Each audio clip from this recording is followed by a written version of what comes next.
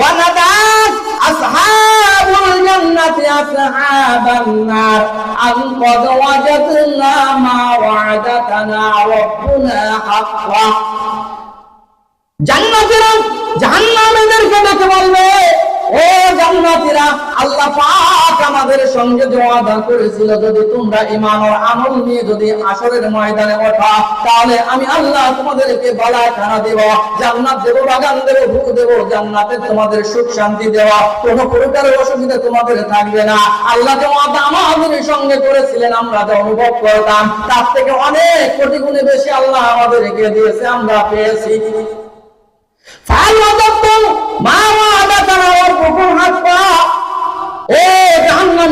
আল্লাহ পাক তোমাদের সঙ্গে যে ওয়াদাগুলো করেছিল তাকে তোমরা কয় গুণায় পেয়েছো।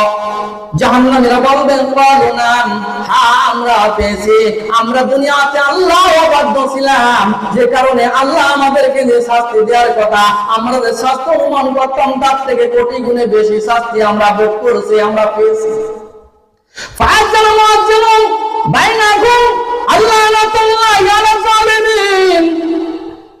এই কথার শেষে একজন ঘোষক, একজন মুয়াজ্জিন জান্নাত আর জাহান্নামের মাঝখানে আজকে যে মৃত্যু আমাদের কাছে উপস্থিত হয়, একটা গুলি করলে মানুষ মারা যায়, একটা বাড়ি দিলে মানুষ মারা যায়, আগুনে পুড়লে শ্বাসকালি পড়ে মানুষ মারা যায়, উচটকে পড়ে গেলে মানুষ মারা যায়, গলা চিপে ধরলে মানুষ মারা যায়, সাধারণ বাড়ি দিলে মানুষ মারা যায়, স্ট্রোক করে মানুষ মারা যায়। কিন্তু সেদিন কোন মানুষের কাছে আর মৃত্যু উপস্থিত হবে না।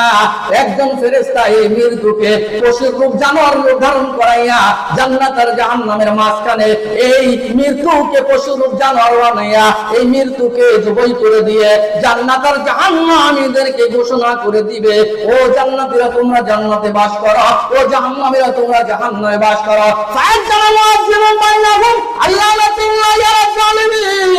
ও জাহান্নামীরা তোমরা শোনো, জাহান্নামীদের জন্য আল্লাহর পক্ষ থেকে লানত অভিশাপ, যারা জাহান্নামে আছে তারা জাহান্নামে বাস করো, যারা জান্নাতে আছে তারা জান্নাতে বাস করো।